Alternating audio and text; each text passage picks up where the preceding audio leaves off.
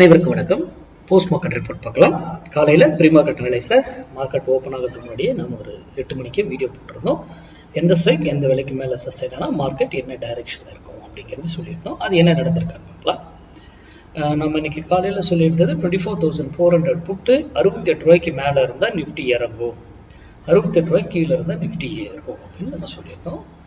அதுதான் இங்கே வச்சுருக்கோம். 68ல் பாருங்கள் கீழே இங்கே வந்து இதெல்லாம் சும்மா ஃபால்ஸு. நம்ம டைமிங்லாம் சொல்லி கொடுத்துருக்கோம். அதெல்லாம் எப்படி எவ்வளோ பர்ஃபெக்டாக ஒர்க் ஆகுதுன்னு பாருங்கள். இது ஃபால்ஸு, இதெல்லாம் சும்மா ட்ராப்புங்க.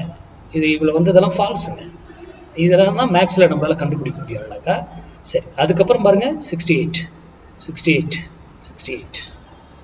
ஏன் நமக்கு என்ன நியூஸ் எது வந்து என்ன தெரியுமா? இல்லை அங்கே ஓப்பன் இன்ட்ரெஸ்ட் இருந்துச்சா, அதிகமாக இருந்துச்சா, குறைவாக இருந்ததா நமக்கு தெரியுமா? தெரியாதுல்ல. அது வந்து செகண்ட் மாறிக்கிட்டு இருக்குல்ல. அங்கே பேட்டர்ன் ஏதாவது இருந்ததா? எதுவும் தெரியாதுல்ல. ஆனால் நம்ம போட்ட லைனில் என்ன பேட்டர்ன் ஃபார்ம் ஆகி போயிட்டு இருக்கா? That is market. மேக்ஸ் சார்ந்து படிங்க. அப்போ மார்க்கெட் என்ன இருக்கும்? டவுன் சைடு இருக்கும். அவ்வளோதான், சிம்பிள். இது வந்து டைரக்ஷனுக்காக மட்டும்தான். இதை வச்சுலாம் நம்ம ட்ரேட்லாம் எடுக்க மாட்டோம். ஓகேங்களா? இது நிஃப்டி. இது நிஃப்டிக்கு இறங்கியிருக்கும். நிஃப்டி சார்ட் நான் காமிக்கிறது நீங்களே போய் செக் பண்ணிக்கலாம். ஓகேங்களா?